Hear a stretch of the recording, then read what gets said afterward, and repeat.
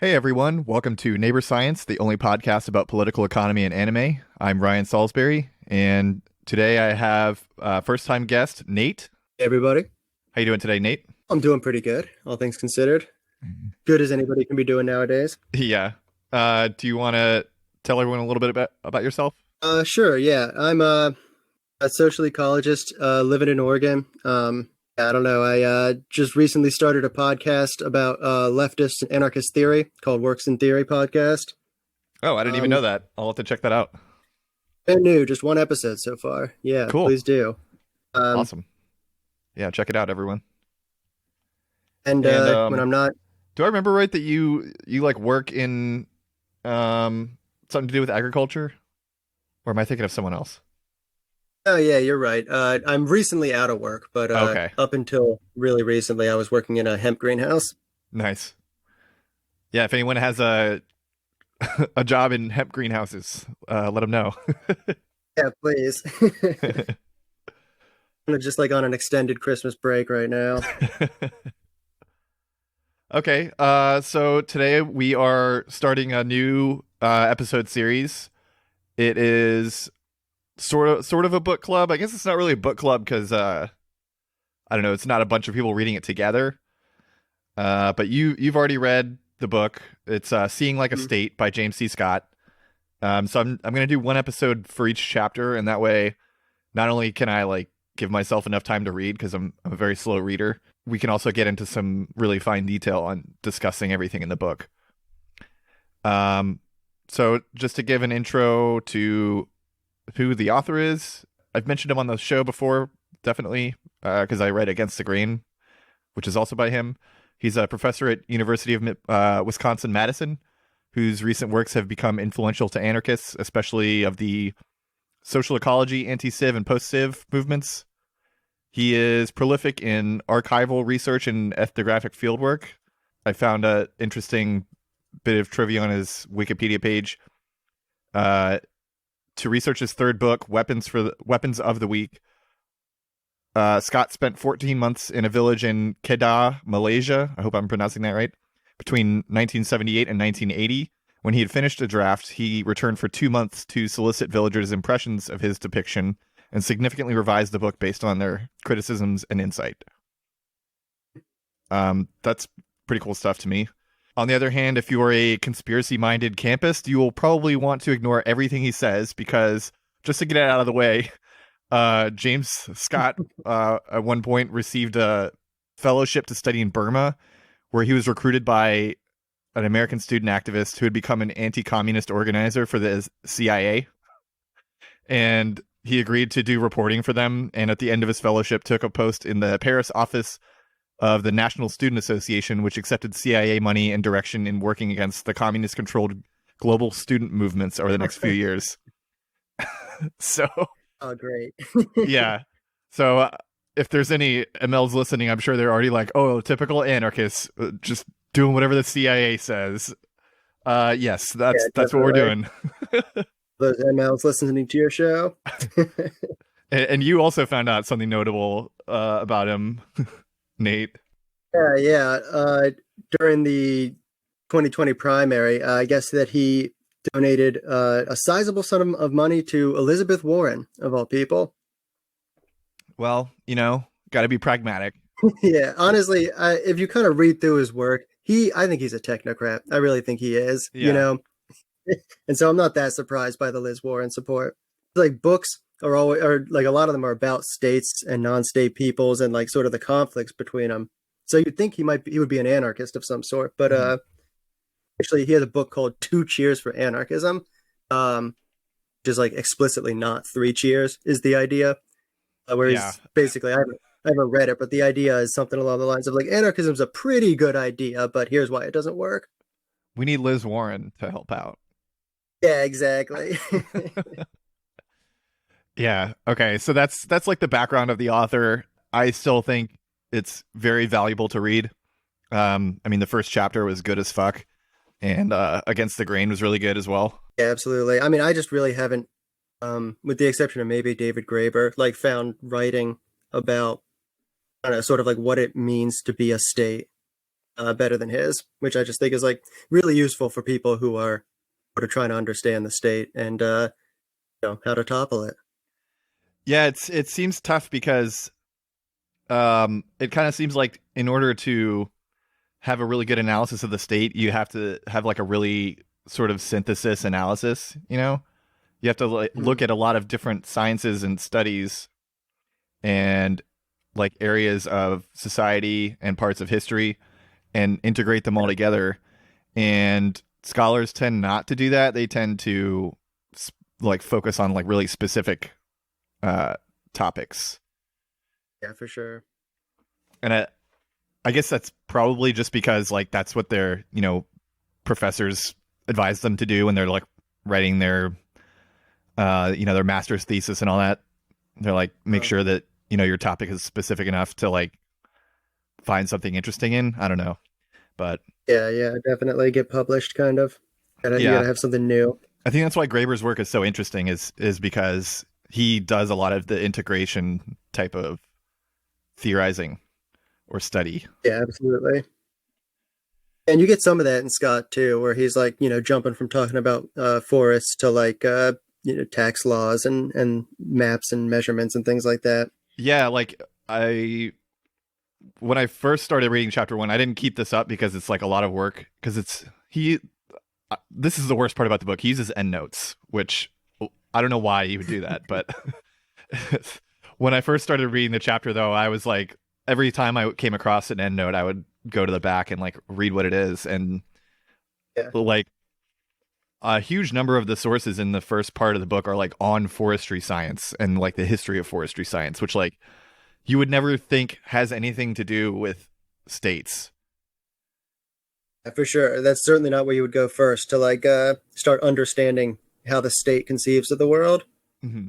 Like crack open your forestry science books. Yeah, it's interesting though. I think Marx mentions German foresters in his books, and Bickler and Nitzon definitely mention German foresters as like the start of capitalism, but they bring it back to like the 13th century or something like that. So Yeah. I'm not sure like what exactly they're talking about, but I think Marx might have been talking about like what we're about to cover right now.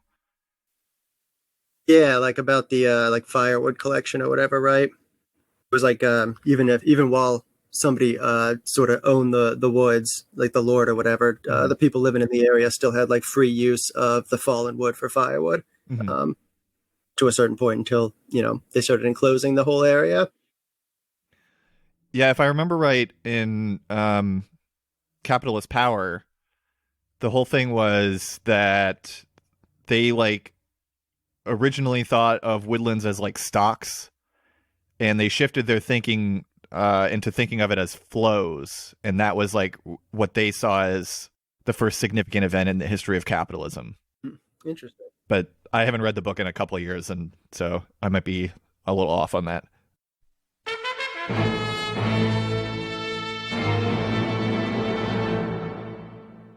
Chapter 1, State Projects of Legibility and Simplification. Oh, that's part 1. Sorry. Chapter 1 is Nature and Space. Okay. So Scott starts talking about German foresters in the 18th century who wanted to increase reliable yields of commercial wood from the forests they managed. And the reason they wanted to do it was actually for preservation. But the reason it was helpful was it would allow states that they contributed wood to better plan their actions in the long term, like for fiscal planning purposes. Just to have a better idea of like how much wood they could expect to get from a certain plot of land over a certain amount of time. Yeah, exactly. But unfortunately for them, forests are ecological systems, and so their yield is highly unpredictable. I thought of an example kind of, only sort of related to this, but in the book Restoration Agriculture, Shepard talks about tree behavior called masting, where rather than dropping the same number of seeds every year, wild trees will drop a small number like for 3 years in a row, and then every fourth year they'll drop like a huge number, and that like essentially controls the population of squirrels and other seed eating animals, so that they can like reproduce without their seeds getting gobbled up. They just having all their nuts eaten. Yeah, exactly. And forests as a whole are way more complicated than that. So that's just like one small behavior of like certain types of trees. Yeah, definitely. And you can imagine, like, in a forest that's not being sort of regimented, if you have one tree that's growing to an enormous size, well, that means all of the trees around it are actually going to be much smaller because they don't have access to the same light or nutrients or whatever. So, in an unmanaged forest, you're not going to get a predictable amount of wood over a predictable period of time from even two different trees of the same species. Right. Scott cites the Calculating Forester, which is a book all about German foresters, which I read a little bit in detail. Just the chapter that he cited. They were talking about how prior to the late 18th century, German foresters used area measurements of forest plots to estimate the amount of wood they would be able to harvest. So they would measure the whole area they controlled, estimate the ideal duration to leave between cuttings, and then they would divide it. They would divide the whole territory into a number of plots equal to the number of years to leave between cuttings. And the idea was they would get that many similar yields of wood. But as you just explained, there's a lot of reasons why that wouldn't necessarily work ideally. And also because of the varied terrain in Germany, which prevented correct estimations of area without the use of instruments. So it's hard if there's like a valley in the middle of something to estimate how far it is by eyesight. Yeah, totally. And then also, like you just said, because of the varied age of trees in the forest, which results in further variation in the amount and maybe quality. I wasn't sure what they meant exactly of wood. And the techniques they tried were useful, but not reliable for long-term fiscal planning. Until a forest inspector named Johann Gottlieb Beckmann developed an improved technique for estimating the amount of saleable wood. So he got a plot of wood that was like a representative sample of the nearby forest. And he had like a team of woodsmen, and he gave each of them a set of colored birch nails. I don't know how you make nails out of birch, but anyway. And some simple instructions for like classifying trees by size. So they went around the plot and they stuck a nail in each tree, matching the color to its size.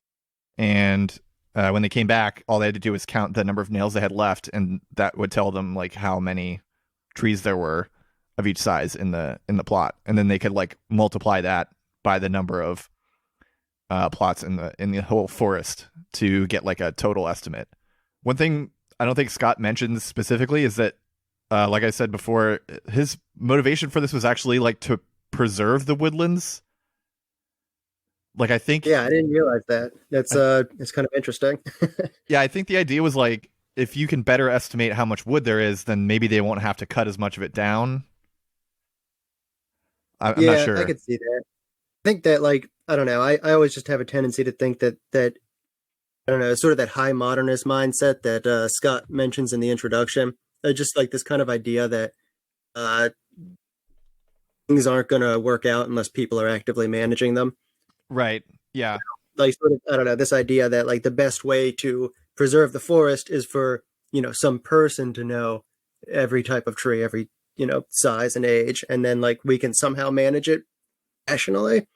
I wonder if that was in a context of like a rejection of God, because you would think that like a really Christian mindset would be God could make the forest more perfect than man ever could.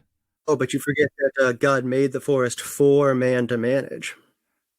Oh, okay. Yeah, that makes sense. I think that it's like that sort of idea of like, right, because like all the modernists, like the people we think of as sort of like the fathers of sciences today, like they were all pretty religious. They all thought like that what they were figuring out was stuff that God had sort of left for them to figure out. That's true. Yeah. I'm really bad with religious stuff because I was never raised religious, so I'm always like pretty clueless about it.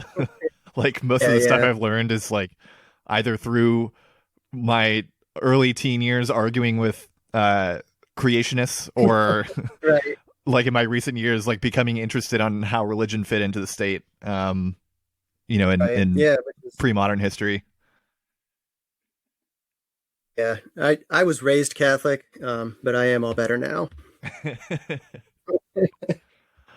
So you probably have more of an insight on like how you can justify things with even with you know, religion at the back of it. Yeah, definitely. Yeah, so despite Beckman being motivated by preservation, he kind of did the opposite, paving the way for the modern problem of widespread deforestation because like um the science that evolved out of what he did is still essentially what's used in forestry. I know in North Carolina there's like huge amounts of pine stands. Yeah. Like if you drive down the highway, you can just see like rows and rows of pine trees Yeah, on definitely. plantations. And of course, it's the same here in Oregon. It's like Christmas tree farms, as far as you can see, just like Yeah. rows and rows of Doug firs, one right next to the other, all looking identical. Hmm. Nothing underneath them, just wasteland underneath. Yeah.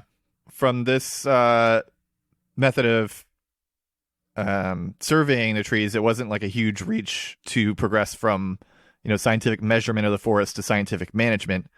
So later German foresters tried to turn the whole forest into like a garden or farm, which they called a normal baum. Um, so like Nate was just saying, there's rows and rows of identical trees with nothing under them, because they basically wanted the minimum amount of stuff to get exactly what they needed, because that would be the easiest to measure and to manage. Um, Yeah, and every additional thing that's not, a tree that you plan on harvesting is just like another variable that you have to account for that might throw off the prediction of whatever you're, trying to predict. right. Yeah, all those other trees are just weeds.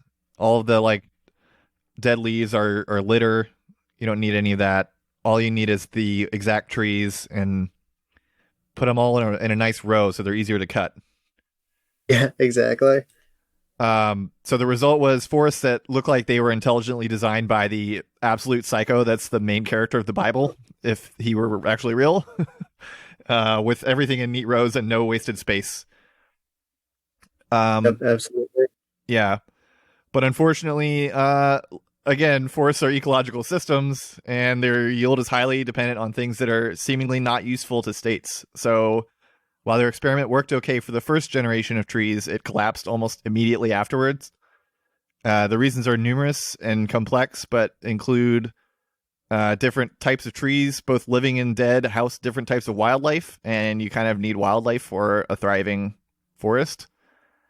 The lack of neat, uniform rows in real forests is actually a major factor in protecting against storm damage. So if you have different sized trees, then they're less likely to get knocked down by high winds or lightning strikes. The trees they had planted were, I think it was spruce, which has really shallow root systems, which is fine for the first generation because there were established root channels that the trees could follow. But by the second generation, those were gone, so they like could barely hang on.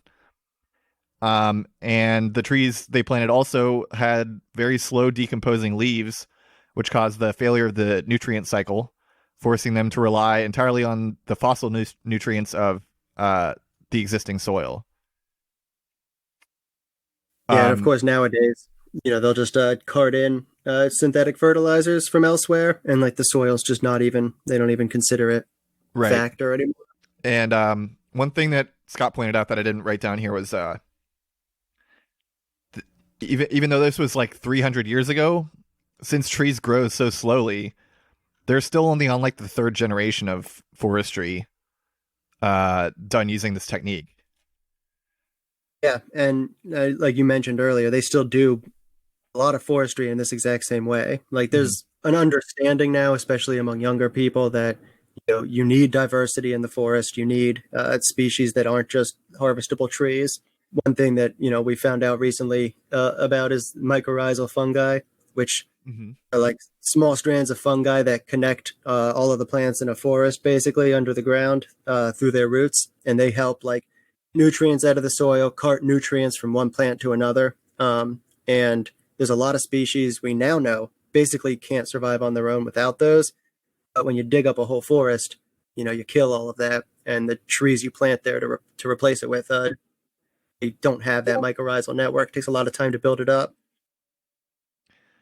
I've also read that they supposedly like help trees communicate. So like if a tree starts getting damaged, then it will somehow And then it's send a like signal neighbors to other can. trees and they'll like release tannins or something. Yeah, it's wild stuff. Yeah, if you ever have a chance to look up some of this stuff about mycorrhizal fungi, and like I said, it's all sort of like just coming out in the last decade or whatever. Hmm. But yeah, all the trees are talking to each other. They're like sharing nutrients. Sick trees are getting like extra care from healthier ones. Sometimes there's like what they call a mother tree, like a one older, bigger tree in the forest that's sort of like a hub directing things. I don't Hmm. know. It's fascinating.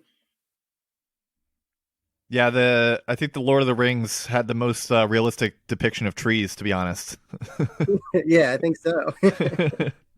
So the new forestry methods they developed, even though they worked horribly and caused like the collapse of forests in much of Germany, uh, became widely adopted and generalized into a science of state management called cameral science, which has been compared to mercantilism, but is different in a lot of ways. But it's basically a science focused on like centralized state management and like the science of bureaucracy and stuff like that. So I put a discussion point in here. Why would we trust central planners or even decentral planners with trying to solve ecosystem collapse while still trying to maintain like the Promethean high tech society that we live in now? Either resembling today's society or like the fully automated luxury communism meme. Yeah. Since every inch of land devoted to controlled human use is one that has its ecology stripped away, and there's like actual trade-offs when it comes to land use, which the normal biome is like the most extreme example of, but very illustrative one. Yeah, definitely. And yeah, I'll just make one correction there. It's every inch of land devoted to like state human use, right? 'Cause, Yeah. like areas non-state people are living are like the most diverse areas, the most ecologically, I don't know what the word is, ecologically good areas. Ecologically stable. There you go. That's the word I was looking Okay. for. Yeah. So we don't want to like fetishize certain lifestyles use of land, but it is like very striking that it's not any human use. It's like it's a certain type of human use of land that seems to be anti-ecological. Yeah, I think instead of like planning committees, we need bear worshiping cults to manage the land. I mean, if it works, it works. Right? um. All right. Anything else you want to add before we get to the next little bit? I'll just like basically sum up by saying that like just to your point about like why planning sort of doesn't work um, when it comes to ecology is basically, and we'll talk about this more, and you'll talk about it more as you go throughout the book. But what Scott's talking about through a lot of this book, seeing like a state, is that states need to see through what he calls like a synoptic view. Like they can only focus on the things that are important to them, and they necessarily have to sort of bracket out everything else. Uh, and you've mentioned it a couple times, but that just doesn't work with ecology.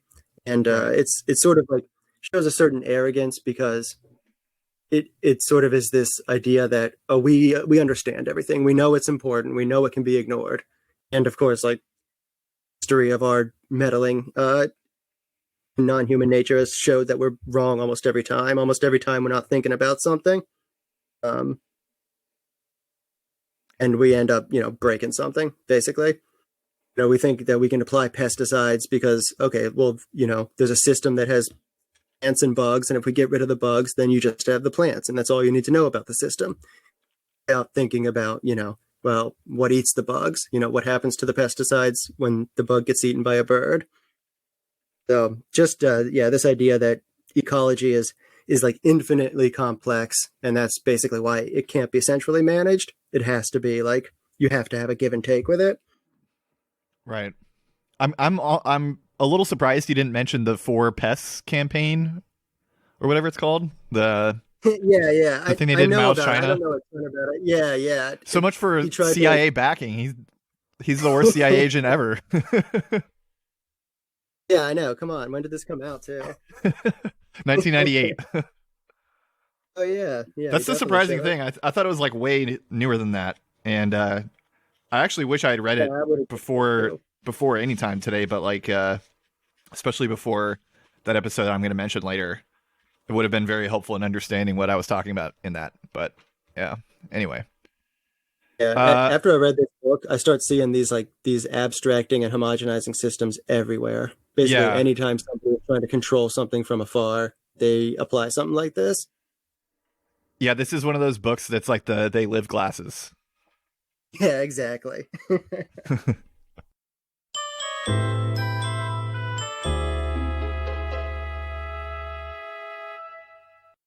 The next section applies the lesson learned from the attempts to make the natural world manageable to the realm of human society. So he starts talking about like units of measurement, which I I'm sure that I've mentioned this on the show multiple times now. So maybe some people are getting tired of it, but that thread where uh, that woman was like, I don't remember who it was exactly. I think it might have been like Lorelai or something. But she was like, Oh, when you think about it, we should really abolish units of measurement. And she just got absolutely dogpiled by mostly by Marxists, saying yeah, that she's definitely. stupid and how can you make trains without units of measurement? I think was basically what they were thinking. Yeah, definitely. When you start reading this, it's like, well, it sounds like she probably just read the chapter of this book, like Yeah, had a yeah, very exactly. straightforward conclusion from it. That's exactly what I thought when I saw that thread. I was like, oh, somebody's been reading some Scott. Like, Yeah, I hadn't even read it at that point, but I did know like what the gist of the book was, and I was like, yeah, I think she probably read Seeing Like a State, or at least is talking about legibility in some way, and yeah, kind of makes definitely. sense. Again, this is like just another example of you see this stuff everywhere. It's like this idea that like universal equals real, kind of Yeah, where the Marxists are coming from. It's like if we all know what a meter is, then like a meter is like a physical thing that exists, obviously. Guess again. so Scott looks at a number of different ways that systems of measurements were highly localized and shifted over time. So he gives a lot of examples, like he at first starts talking about like how a lot of times measurements that you'd think would be in one unit are actually in another because the other unit is like more human oriented. Like if you were in, I think he said Laos, um, and you ask how far away the next village is, they'll say like 2 rice cookings because everyone knows how long it takes to cook rice. You don't need a clock to like know about how long that is, and since the terrain is so heavy there, like distance is a absolutely shit way to measure things. And what people are actually concerned with when they ask that question is like, how long will it take me to get there? Not like, oh, how many steps am I going to have to take? Um, Yeah, exactly. Or like how many yardsticks could I yeah. lay end to end between here and there? Yeah.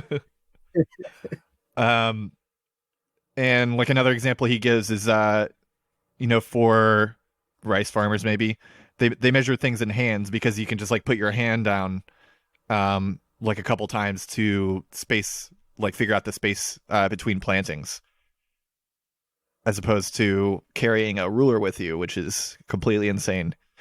Um, Yep. and the first detailed example he gives is like a basket of grain, which is a unit of measurement that was all over the place in the medieval era, um, but whose measurement was like wildly different depending on the locale. and the time and like even on who is receiving it. So the local lord might say a basket is 1 liter, just as an example, when he is collecting grain for milling or collecting grain as like repayment of a loan. But he'll say the same basket is only 0.75 liters when he's giving out the flour that he milled or loaning out grain. Because in both cases he gives himself an advantage, getting more than he gives out. Yeah, Um, and I love when he talked about like peasants would have whole industries devoted to like trying to stretch out baskets and make them a little bit bigger and things like that. yeah, yeah. He says that medieval villages had like elaborate sets of standards on how to measure the grain, not even just like the like volume of it, um, but like the size of the basket. I think probably the shape of the basket as well. How to adjust measurements for damage and wear to baskets. So like worn out basket might be stretchier, and so you would have to like subtract a little bit from the basket in order to make it uniform. How high the grain should be poured from, so like waist height or shoulder height. How damp the grain should be, because drier grain, would take up what Yeah, less space. less Yeah. space. Yeah. Whether to heap the pile at the top of the basket or level it off or like hit the basket with something to, um, you know, filter it down a little bit, and whether you can shake the container down, because all those things And would even like when significantly affect the measurement. you said like Sorry. even when you were leveling it off, it was they would specify whether the thing you leveled it off with could be sharp or blunt because that would affect how much it took off the top when you leveled it. Right. Yeah. Um, and I think he said like a lot of these standards would be like written in like on a building in the village, if I remember right. Yeah, he said like there might be like a paradigm example of a basket in stone like outside of a church. Yeah, that's really interesting. Yeah. Um, so the would be liberators of the French Revolution were aware of all this, and so like they saw a lot of this as a form of tyranny, which in some ways it's true. If a lord can give out 3/4 of a liter and then demand 1 liter back, which actually Scott pointed out that in some cases like the measurements would differ by like 3 times. Like there would be like a 3 times difference between what they gave out and what they collected, um, which was called la something like the reaction something. I don't remember. Yeah, I don't know. I don't have it right in front of me. Reaction Feodare or something like that. Anyway, um, so the revolutionaries saw it as a form of tyranny, and so one of the things they wanted to do was to standardize measurements throughout the land, which on the surface level it seems like this would help commoners, freeing them from the exploitative local lords and giving them like a standard unit of measurement for everything. But again, on a deeper level, it enabled centralized states to have much better insight into local conditions, which led to the situation that we're in today with uh, the extreme power and oppressiveness of centralized states. Yeah, definitely. And like, you certainly see how setting the standard measurements would help people if they were being sort of cheated by the Lord. But you read something like Caliban and the Witch, then you like, Sylvia Federici sort of like takes the opposite tack, where in her story, it's like the peasants are always the ones cheating the lords out of a little bit of what they technically owe them. So I'm sure it's like trade offs either way. But as you say, like the difference of having a totalizing system is that it can be used by a state in the way that it is nowadays. That's one book I've heard of a lot of times, but never actually read. Is it worth reading? Good one. It's a good. Yeah, it's a good pair to this. It's a lot about peasants in sort of medieval Europe, and sort of tries to show the ways that capitalism was in a lot of ways like a step down in terms of freedom for a lot of people in Europe at the time. It's interesting. I'd certainly recommend it. Sounds cool. I thought it was interesting. He said that like these like sort of local measurements that existed before the imposition of the universal systems are where we get terms like a handful or a stone's toss or within earshot from. Thought that was kind of interesting. And I think a lot of the like imperial, is that what it's called? Imperial measurement system has remnants of that. I also Totally. like I remember in school measuring a yard of string using the like fingertip to nose ruler, which he mentions in here. You basically like take the string and then you pull it out all the way as far as you can, and then turn your head in the opposite direction and pull it to your nose, and that's supposed to be a yard. Interesting. On every person, huh? I never heard this before. On every person, yeah. Everyone has the same length arm and nose. Nature is really impressive. Yeah, definitely. Well, nature knew we would need some sort of universal measurement system. That's actually why people have different length arms, is because some people have, shorter noses. So Yeah, definitely.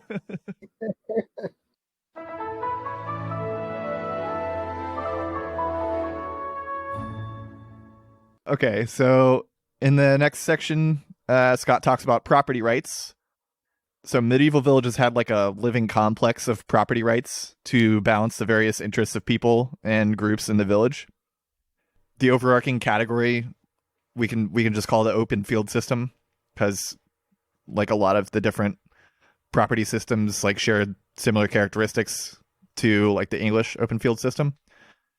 And that was basically where many people shared the same plots of land, as opposed to now where all the land is in individually owned plots or privately owned plots.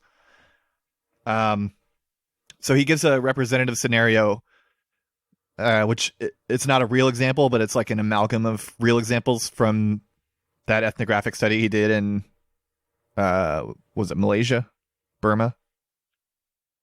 I don't remember. I want to say Malaysia. Yeah. Anyway, so I'm just going to read this directly from the book. He says, let us imagine a community in which families have usufruct rights to parcels of cropland during the main growing season. Only certain crops, however, may be planted, and every 7 years, the usufruct land is redistributed among resident families according to each family's size and its number of able-bodied adults. After the harvest of the main season crop, all cropland reverts to common land, where any family may glean, graze their fowl and livestock, and even plant quickly maturing dry season crops. And just as a side note, for those who have never studied medieval history, gleaning is basically taking what's left over from a harvest. If I remember right, there were actually some places where like a small amount of harvested crops would be like intentionally left for others to take. It was usually like nomads or like poorer villagers that would take those, and so they could just use that to eat or to pay tribute or whatever. So back to the passage. Rights to graze fowl and livestock on pasture land held in common by the village is extended to all local families, but the number of animals that can be grazed is restricted according to family size, especially in dry years when forage is scarce. Families not using their grazing rights can give them to other villagers, but not to outsiders. Everyone has the right to gather firewood for normal family needs, and the village blacksmith and baker are given larger allotments. No commercial sale from village woodlands is permitted. Trees that have been planted and any fruit they may bear are the property of the family who planted them, no matter where they are now growing. Fruit fallen from such trees, however, is the property of anyone who gathers it. When a family fells one of its trees, or a tree is felled by the storm, the trunk belongs to the family, the branches to the immediate neighbors, and the tops, leaves, and twigs to any poorer villager who carries them off. Land is set aside for use or leasing out by widows with children and dependents of conscripted males. Usufruct rights to land and trees may be let to anyone in the village. The only time they be let to someone outside the village is if no one in the community wishes to claim them. After a crop failure leading to a food shortage, many of these arrangements are readjusted. Better off villagers are expected to assume some responsibility for poorer relatives by sharing their land, by hiring them, or simply by feeding them. Should the shortage persist, a council composed of heads of families may inventory food supplies and begin daily rationing. In cases of severe shortages or famine, the women who have married into the village but have not yet borne children will not be fed and are expected to return to their native village. This last practice alerts us to the inequalities that often prevail in local customary tenure. Single women, junior males, and anyone defined as falling outside the core of the community are clearly disadvantaged. Okay. Do you have any comments on that passage? No, I think that it's really interesting to see how, I don't know, like it sounds really complex when you read it all out like that, but one of Scott's points in here is that if you're actually like living in this system, it actually it makes way more sense than the sort of one imposed by the state. Because it's you're not like walking around thinking about, okay, so there's been a crop shortage, so that means that like better off villages are expected to assume, but like it's just like, oh, I'm hungry, I know I can go to my rich neighbor for food kind of thing. You know what I mean? Yeah. And it's like that sort of like human level of it. Yeah. And now it's like, I'm hungry. I know that rich guy has a lot of shit in his house that I could steal. Right. Yeah, exactly. Yeah. I also found it interesting for the same reasons. I've been trying to think of like an analogy that would explain it, but I can't really come up with one. Maybe like gift exchange practices around the holidays, but I don't know. Those can also be like pretty easily codified, so they're not that complex, I guess. Yeah, I mean, are you talking about like an example of just like sort of more flexible local rules versus more outside imposed rules? Yeah, exactly. Yeah. And I think you can imagine like, and this is just an example off the top of my head, so it might not make 100% sense, but imagine you're playing a game of like touch football or something with your friends in like the park near your house. So you just know, okay, that tree stump is out of bounds, kind of. Mm-hmm. And that's just way, and if I were to explain to you, an outsider, what all of the out of bounds, well, if you go to that tree stump, you're out of bounds on the right, and on the left, you got to be like in line with that fence and this tree over. And it might sound more complicated, but to me, who just like plays in this field every day, I don't even need to think about it. And you come in and you say, actually, the field's got to be X number of feet wide and what, X number of feet long. And now all of a sudden, even though you've imposed like, the universal standard rules on the game, it actually like makes less sense in this instantiation of it. Yeah, I think that analogy works because a lot of those, a lot of games like that, if you play regularly, develop like really esoteric rules for like, specific situations that they've run into before, that are like not part of the official stuff. Figured out it's easier to accidentally run out of bounds if you're running from that direction, so we give you a little bit more leeway if you're like coming from that, you know what I mean? Yeah, it's just like that ability to like react to local conditions, kind of. Yeah, I'm not a jock, so I don't play sports, but you definitely do the same kind of thing like when you have like a regular family gathering. If you play board games, the same kind of thing happens where there's the official game rules, and then there's the rules that you use because either you think the game rules are not as fun as the way you do it, or just because like you've always done it that way. Like sometimes you carry them over from your childhood. Yeah, totally. Yeah. We have a lot of those for Uno. That's funny. Uno was what I was thinking of too. Oh, really? Scott points out that it's a substantial challenge to actually codify all these different customs, not only because this one system is very complex and contains a lot of assumptions that are opaque to outsiders, like we just said, but also because each village has its own system that is equally complex, and they all change over time and depending on the situation. So if you were to try to like write out the rules of each village, first of all, it would freeze it in time because, as soon as you write it down, they'll start changing it afterwards. And so it'll be inaccurate. which means either you have to like enforce that custom forever, or just, your rules are immediately out of date and incorrect.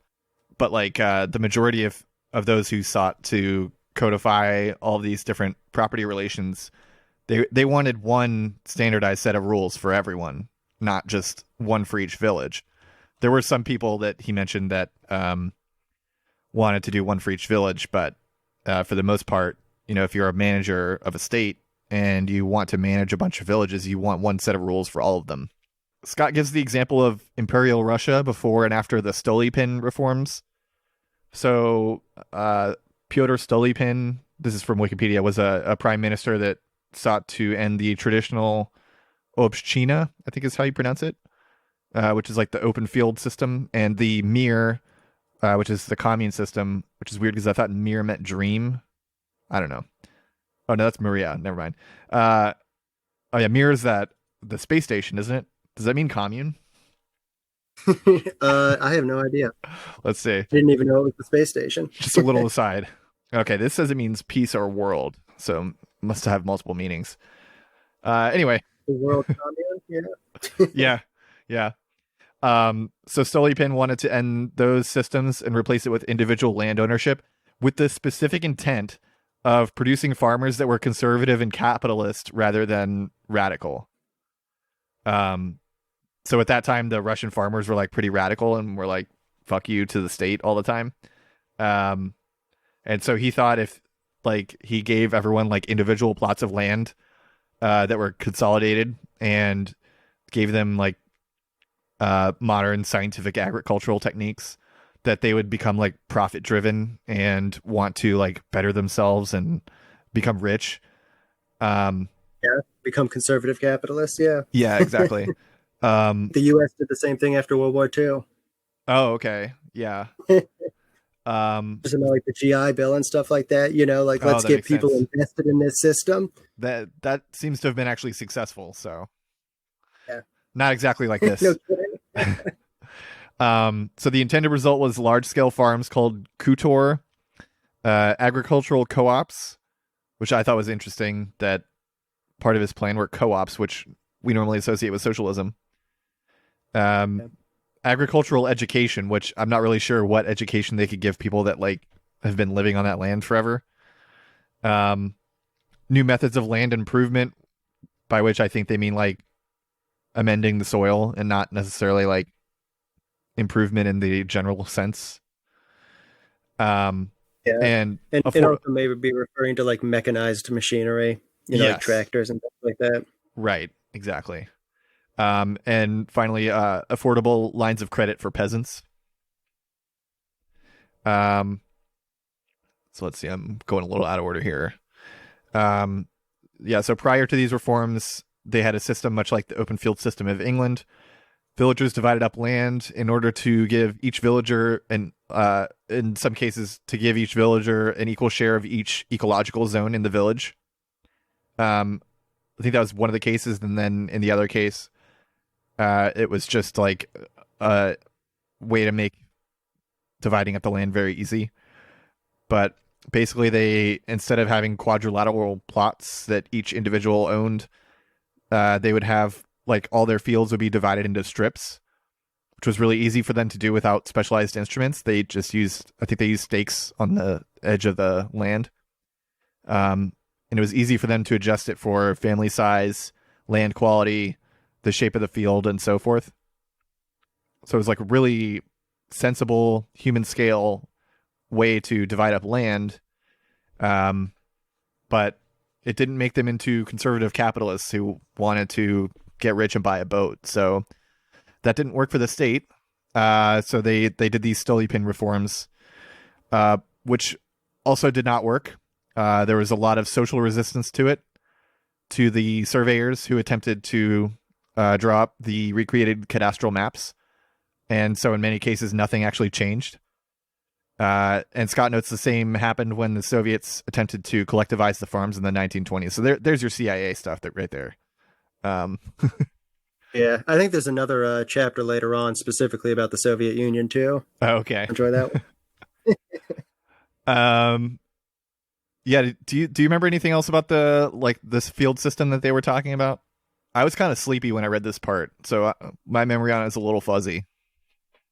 I don't know. I thought the everybody having a piece of a field in a different ecological zone was the most interesting part that stood out the most to me. Hmm.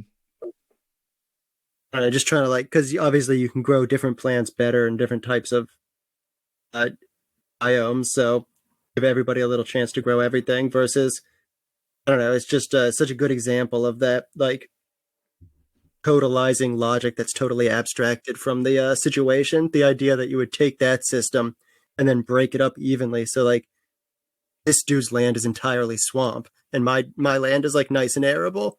You know, Yeah, it's like I don't know, totally disconnected from the reality on the ground. yeah, and that would obviously cause like vastly more wealth inequality. You know, Yeah, for absolutely. exactly the Yeah, situation you just said. Um, I'm looking at the cadastral maps like before the reforms, and like it almost looks like he made these reforms because of like the thing he wanted to do, but also possibly because his surveyors were complaining to him constantly about having to draw all these little lines for all the strips of field. yeah, definitely. It's like nothing but really thin lines. They're Yeah, like, please, wow. sir, my hand is tired. Yeah. But they are cool maps. If you haven't read the book, which obviously I recommend, get the PDF version of it and make sure it's the one with the pictures in it. And check those out. They're on pages 40 and 41. Um, I went on LibGen earlier to like so I could copy the passage that I read earlier out of it more easily. And the first copy on LibGen does not have the images in it for some reason. So just a warning there. You might have to search through a couple different versions of the PDF to find the one with images. Which also check out the picture of the normal Baum. If you can't find a PDF copy with the images in there, I have it in the notes document. So yeah, it's wild looking. Well, it's not wild looking, I guess. Yeah, But it's very not wild looking. um, okay. So yeah, he Scott says that a lot of the time, like the villagers would either just like say "fuck you" to the state and like continue doing what they were doing, or they would say like, "Oh yes, of course, I will do exactly as you say," and then continue doing exactly what they were doing before, but like pretend that they were doing it their way. Um, and the surveyors didn't seem to have like a ton of incentive not to just like forge the numbers and the drawings. Um, and even if they did, I don't think they had much ability to like enforce those reforms because they can't just like station troops out there all the time. Yeah, yeah, watching where people are planting the seeds and stuff. Yeah.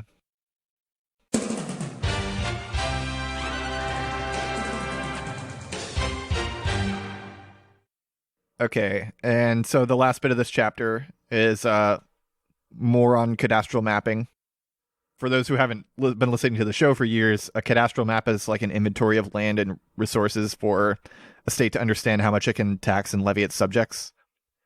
So the first episode with Chris as the co-host, which was episode 301, we talked about the Kokudaka system, which was, I'm surprised Scott didn't mention this, but like it was a really thorough cadastral mapping in Tokugawa, Japan, which was like over 100 years before any of the stuff that he mentions here. Um, and they replaced the earlier land area measurement system of agricultural land with the Kokudaka system, which measured land according to its equivalent production of rice. Koku was the unit that they used.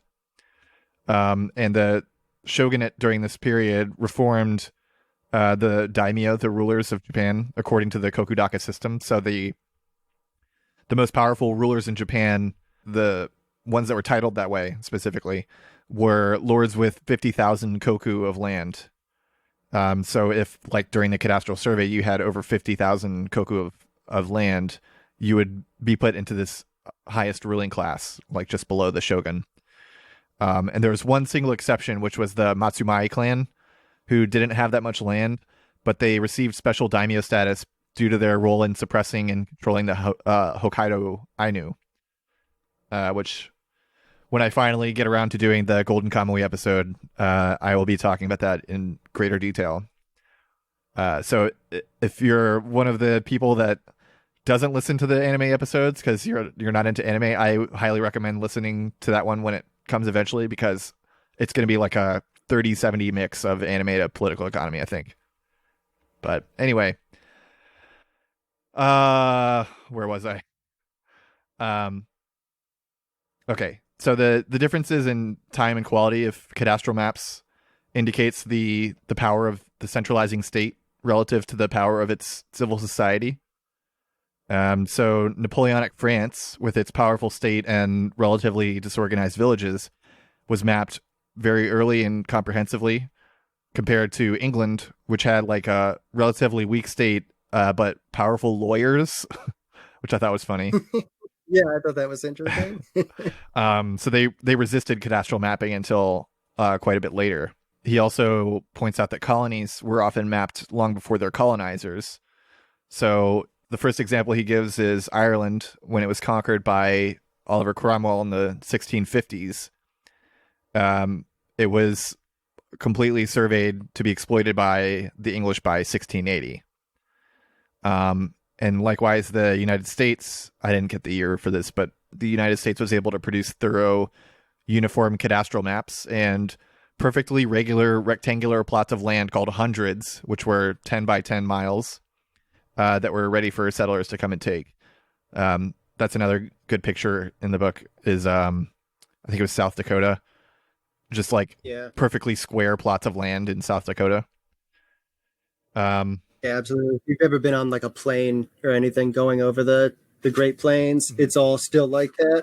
You know, it's been like subdivided and stuff, but just, squares of different colors as far as you can see. Have you worked on any large farms that weren't like indoors? Yeah, I've worked on a couple outdoor farms, like driving trucks and stuff. It's interesting driving in rural areas because it's like a lot of sudden right turns, because it's just these square fields with small roads between them, so you're just like constantly turning, get to where you're going. Yeah, I've run into some of that in Central Virginia. When I've driven through there, there's not as many square fields, I think, because it was settled earlier than the West was. Yeah. I think it's mostly stuff like across the Ohio and stuff. Mm-hmm. But there definitely are sudden, like very sudden turns that come out of nowhere. So I definitely know what you mean by that. Yeah, for sure. One thing this really reminds me of is the Allotment Act. I think it's like 1887.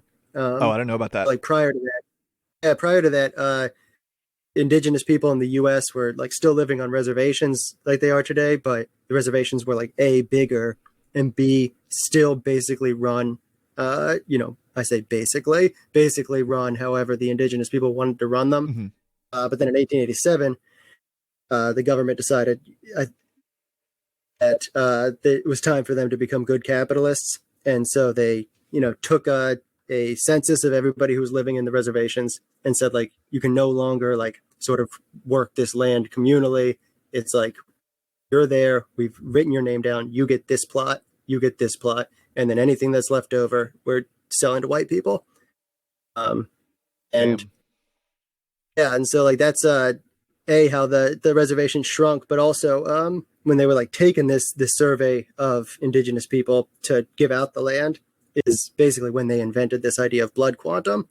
It's like being an indigenous person isn't a matter of like, are you like immersed in the culture? Is this like your day-to-day life? Mm-hmm. It's like, are you did you have somebody 6 generations ago who lived on a reservation? Was your grandma Iroquois or whatever? Yeah, exactly. Now you're 364th Iroquois. Damn. Yeah, that makes a lot of sense. What about Liz Warren? Yeah. I had a related thought to that, but I lost it. Now I'm just thinking of King of the Hill when John Redcorn gets his plot of land. Yeah. um, let's see. Yeah, not much more.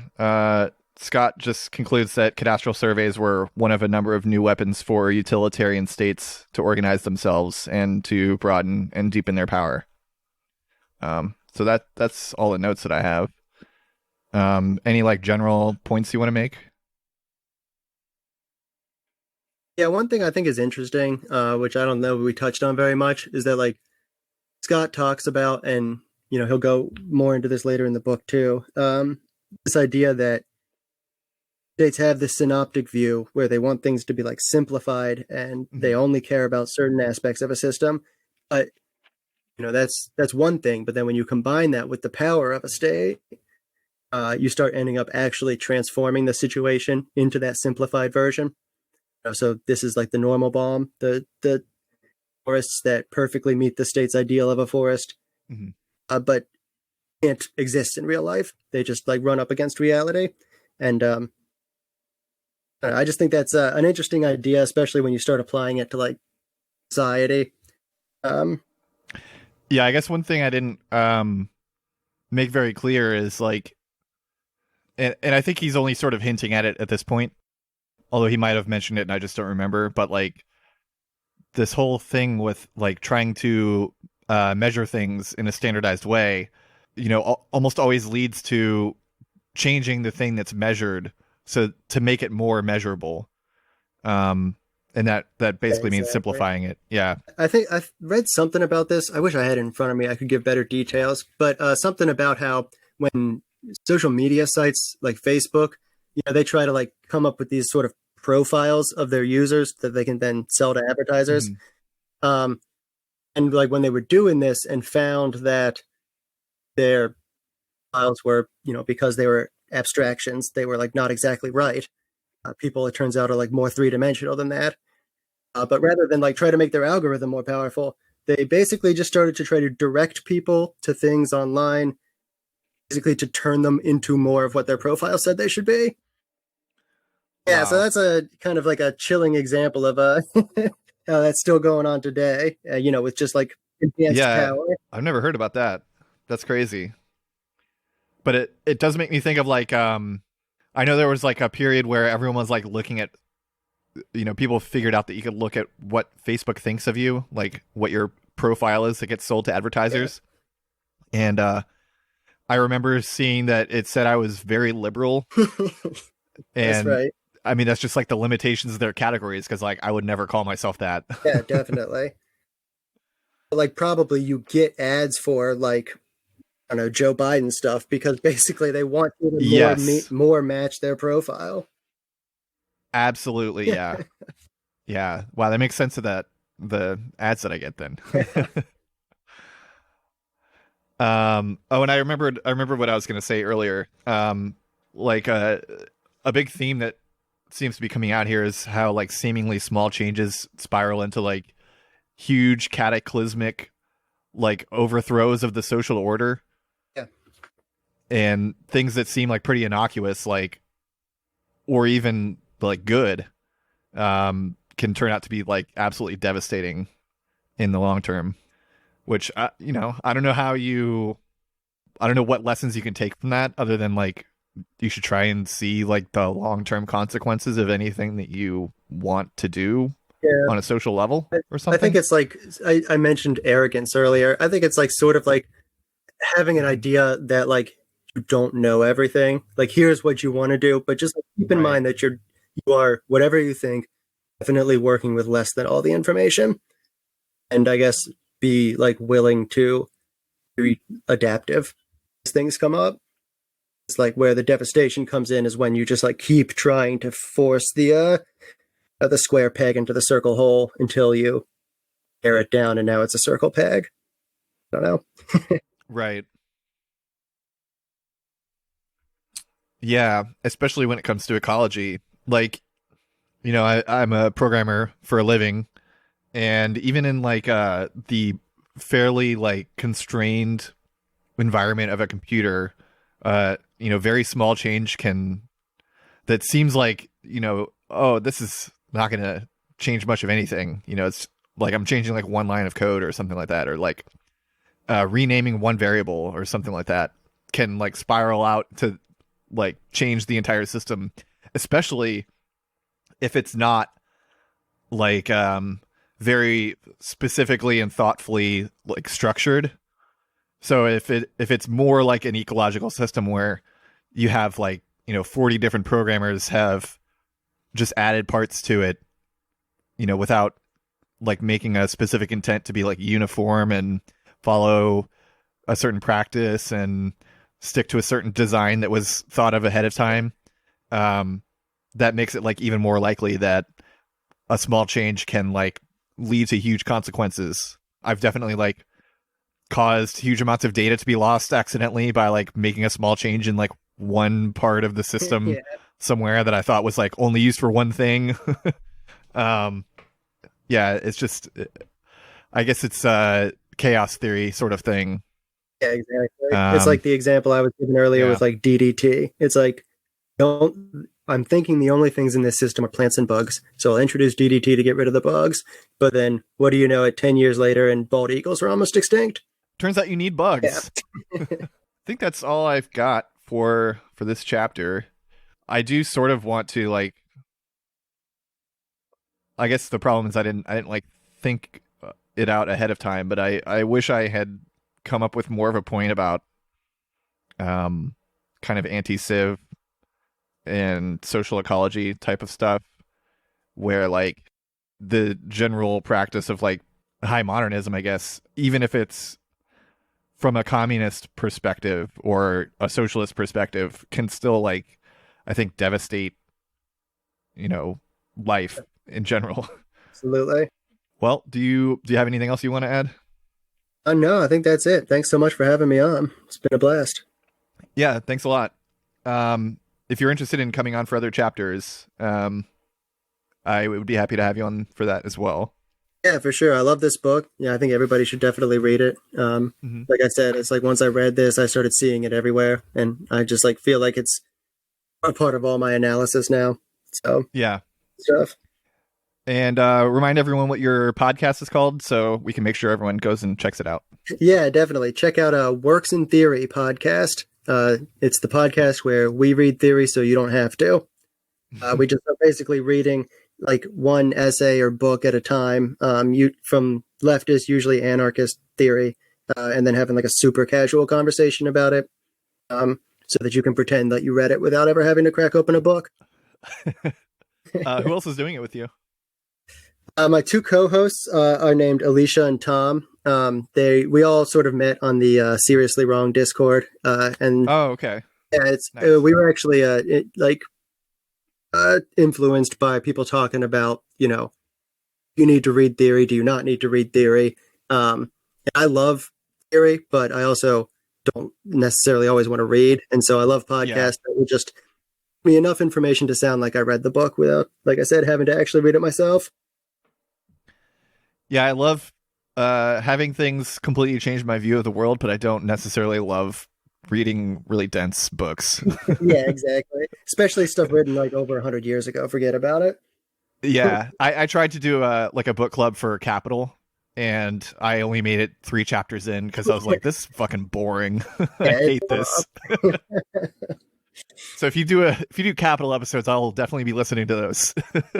Wait, yeah. Cool. Well, thanks for coming on, and thanks everyone for listening. We'll talk to you next time. Bye.